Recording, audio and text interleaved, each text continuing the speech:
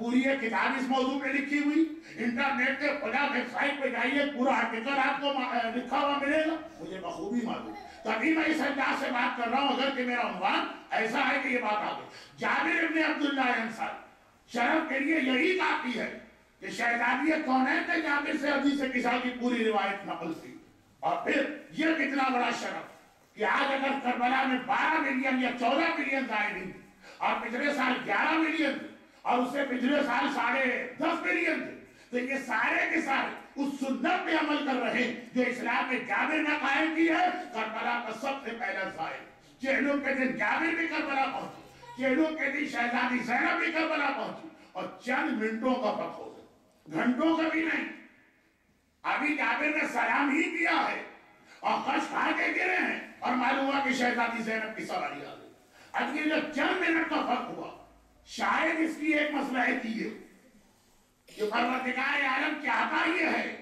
کہ کربلا کا پہلا زائر کوئی صحابی رسول ہی بنے، تاکہ جب کبھی یہ فتویٰ آئے کہ ہم سے زیادہ اصحاب کو ماننے والا بھی کوئی نہیں ہے، اور جب تم زیارت کے لیے جاتے ہو یہ شرک و بدعت بھی کر رہے ہو، اگر یہ شرک و بدعت ہے تو اصحاب کو کیسے مانا؟ اصحاب کو ماننے والوں، جابر صحابی تھا کہ نہیں تھا؟ اگر وہ صحابی تھا اور کربلا کی زیارت کو جا رہا ہے تو صحابی کا عمل بتا رہا یہ شرک و بدعت نہیں ہے، عین عبادت اور عین توحید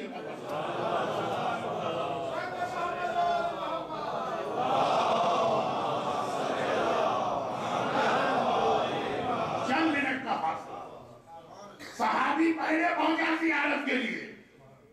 تاکہ ایک جانب یہ اعلان کرنا کہ ہم اصحاب سے محبت کرتے ہیں، اور دوسری جانب اسی عمل پر اعتراض کرنا جو صحابی کا قائم کیا ہوا عمل ہے۔ لیکن سوال یہ پیدا ہوتا، پروردگار جابر ابن عبداللہ انصاری کو پہلا زائر بنا کر پھر قیامت پر کے لیے آقا حسین کی زیارت کو اتنی بڑی عبادت قرار دے رہا کہ جب صدام مجنون نے زیارت پہ پابندی لگائی کچھ تھوڑے سے عرصے کے لیے، اور اس کے بعد اس کی پابندی کے جو فوائد آئے تھے میں ادارہ جعفریہ کے ممبر پہ بھی بیان کر چکا ہوں 4 سال پہلے، اور جس سال صدام کا خاتمہ ہوا اس سال ہجری کے اندر میں اشرا پڑھ رہا، اور اسی میں یہ واقعہ پیش آیا، وہاں بھی بتایا۔ دیکھ خلاصہ یہ جو زیارت فتویٰ آج بھی آیا شرک اور بدعت کا، اور مسلسل یہ سلسلہ رہا، ایک سوال یہ کہ آخر کربلا میں خاص آقا حسین کی زیارت سے یہ سارے ظالم گھبراتے کیوں، یہ پریشان کیوں ہو، یہ کیوں روکنا چاہتے ہیں کہ لوگ زیارت کو نہ کریں؟ ان کو کیا مسئلہ ہے زیارت سے روکنے کا؟ ظاہری اعتبار سے تو یہ شرک کی اور بدعت کی آڑ دیتے ہیں، لیکن جیسا کہ میں نے کہا کہ اصحاب کا عمل ہے کربلا کی زیارت۔ ظالموں کو بھی، بلکہ اصل جملہ میرا بڑا عجیب، ظالموں کو زیادہ پتا ہے کربلا کی زیارت کا فائدہ جو ہم کو کم معلوم ہے۔ دیکھیں کربلا کی زیارت سے ان کے اتنے اختلاف کی وجہ، ہر ایک نے کربلا کی زیارت پہ پابندی لگا۔ آج اگر فتویٰ آ گیا کہ شرک کا اڈا ہے کربلا، حکومت کی ذمہ داریوں سے توڑا گیا، اور اس سے پہلے سرکار نے پابندی لگا، تو کیا تاریخ اسلام میں یہ پہلا فتویٰ اور یہ پہلا حکمران؟ ہم نے پہلے دن سے دیکھا کربلا کے واقعے سے لے کے آج تک جب کسی ظالم کو موقع ملا اس نے کربلا کی زیارت سے لوگوں کو روکا، اور جہاں تلوار سے روکنے کا موقع نہ ملا وہاں فتووں سے روکا گیا۔ تو کیوں آخر؟ اس کی وجہ سے تاریخ اسلام یہ گواہی دیتی، اور جیسا کہ آپ کو معلوم ہے کہ میرا انداز تو یہ کہ میں بات کرتا ہوں آپ سے، مجھے دوسروں سے غرض نہیں، کہ یہ جو روک رہے ہیں زیارت سے اس کی وجہ سنیے، پھر آپ کی سمجھ میں آئے کہ ہم اور آپ جو ہر سال زیارت کے لیے جا رہے ہیں نہیں جاتے تو جانا چاہیے، تو ہمیں کیسی زیارت کرنا۔ اور میں ابھی سے ایک مصرع کہہ دوں، اور وہ یہ ہے کہ آج نہیں 150 سال پہلے کا یا 125 سال پہلے کا مصرع دبیر کے شاگرد تھے مشیر نقل، جو اس زمانے میں خاصے معروف تھے، لیکن آج کل لوگ ان کا نام کم جانتے، چونکہ وہ مرثیے کے نہیں ہرثیے کے بادشاہ، اور حالات ایسے ہیں کہ ہرثیہ پڑھنا تو درکنار لوگوں کو یہی پتہ نہیں ہرثیہ کہتے کسے۔ ان کا ایک مصرع، یہ آج کی بات نہیں ہے، یہ 125 سال پہلے ہندوستان کے اس عقیدت بھرے ماحول میں زیارت کے حوالے سے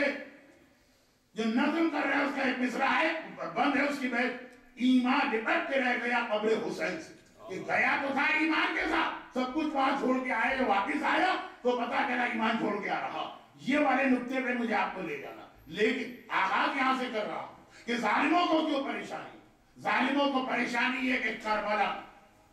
کربلا عالم اسلام میں کیسی مثال قائم کرتی کہ جو شخص بھی ظالم کے خلاف جنگ کرتا، ظالم کے خلاف جہاد کرتا، وہ کربلا ضرور جا کے کربلا سے عجیب روحانی توانائی لے کے آتا۔ دیکھیے ائمہ طاہری نے کربلا کو اتنا پروموٹ کیا، ایک روایت ہے بہت مشہور و معتبر، مدینے سے ایک آدمی سفر کے لیے چلا، پہلی مجلس میں 8ویں امام کا واقعہ تھا، تو آج کی مجلس میں ان کے بیٹے 9ویں امام کا واقعہ، مدینے سے چلا کربلا کی زیارت کو جا رہا۔ حالات ایسے کہ مامون رشید عباسی اپنی مجبوریوں کی وجہ سے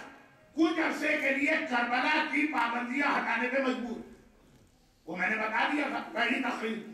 اب جا رہا اور بڑے جوش میں بھرا ہوا، جو آج بھی کربلا کے ظاہر سے پوچھئے کس طرح سے جاتا،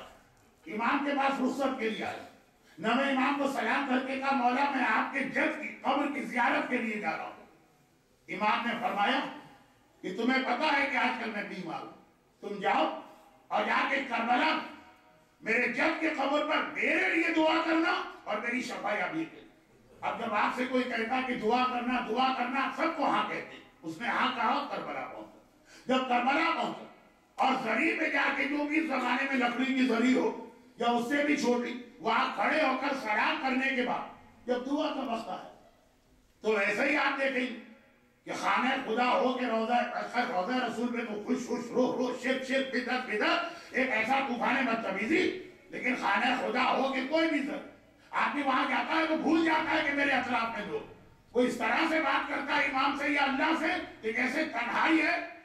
اور وہی اسٹائل ہوتا ہے جو آج کل، پہلے سمجھانا مشکل، آج کل بہت آسان ہے جو لوگ موبائل پہ بات کر رہے ہوتے ہیں، پتہ ہی نہیں چلتا ان کو کہ دائیں بائیں لوگ بیٹھے بیٹھے بات سن رہے ہیں، ایسی باتیں کہتے چلے جاتے ہیں، لیکن اللہ سے تو اسی طرح بات کرنا چاہیے۔ اب وہ دعائیں کر رہا اور بابا سے بنا مولا اس میں اس نے 9ویں امام کے حق میں دعا کر کے ہٹا، کسی نے کندھے پہ ہاتھ رکھ دیا اور کہا کہ تو ہے کون؟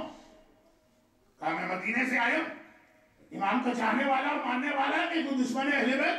چکرا کے کہا کہ یہاں کربلا کے روزے میں مومن ہی آئے گا، یہ سوال کیوں کیا؟ کہا تو نے امام معصوم کے لیے دعا کی، ارے خود امام معصوم 9ویں امام وقت ہے، حجت خدا ہے، اولنا محمد، آخرنا محمد، اوسطنا محمد، کلنا محمد، وہ خود بھی ایک محمد ہیں، ان میں اور آقا حسین میں صرف عمر کی بڑائی چھوٹائی کے علاوہ کیا فرق ہے؟ ان کی اپنی دعا قبول ہوتی ہے، تو ان کے حق میں یہاں دعا کر رہا،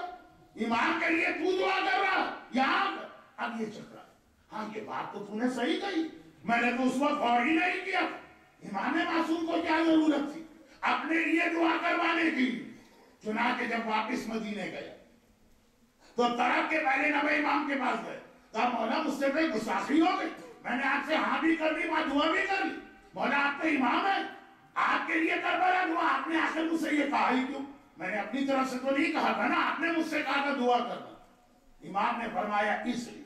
کہ کربلا میں میرے دادا کے قبر قبولیت دعا کی ایک ایسی جگہ کہ ہم امام معصوم ہونے کے باوجود، اسی حسین کے وارث و فرزند ہونے کے باوجود تمنا رکھتے ہیں کہ ہمارے حق میں وہاں دعا کی جائے۔ بتا تو مجھے بتا، رسول خدا زیادہ افضل ہے کہ کعبے کی دیواریں، پتھر کی بنی ہوئی دیواریں، یہ زیادہ افضل ہے کہ رسول زیادہ افضل ہے؟ رسول زیادہ افضل ہے، لیکن جب خانہ خدا کا حج اور عمرہ کرتے تھے تو خلاف کعبہ پکڑ کر اپنے لیے دعائیں کرتے تھے کہ نہیں کرتے تھے؟ کعبے کا واسطہ دے کر یہ اہمیت کعبہ بیان کرنا تھی۔ تو ہم تم کو بتانا چاہتے ہیں، ہم اپنے ماننے والوں کو بتانا چاہتے ہیں، ہم اپنے شیعوں کو بتانا چاہتے ہیں کربلا کتنا اہم ہے، کہ ایک امام معصوم تک تڑپ رہا ہے کہ میرے حق میں وہاں پہ دعا ہو، کیونکہ اللہ نے جو حسین سے 3 وعدے کیے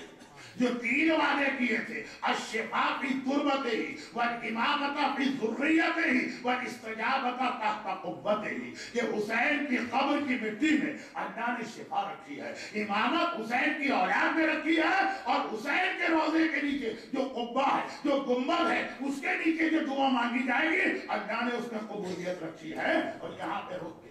مرجعیت کے حوالے سے، یعنی فتوے کے انداز میں بات کروں، شفا صرف خاک کربلا کی خصوصیت۔ اگر کوئی جنت البقیع کی مٹی کھانا چاہے تو حرام رہے گا، اگر کوئی قبر رسول کی مٹی حاصل کر لے اور کھانا چاہے تو وہ حرام رہے گا، اگر کوئی زینبیہ یا نجف کی مٹی حاصل کر لے اور کھانا چاہے تو حرام رہے گا۔ صرف کربلا کی مٹی کی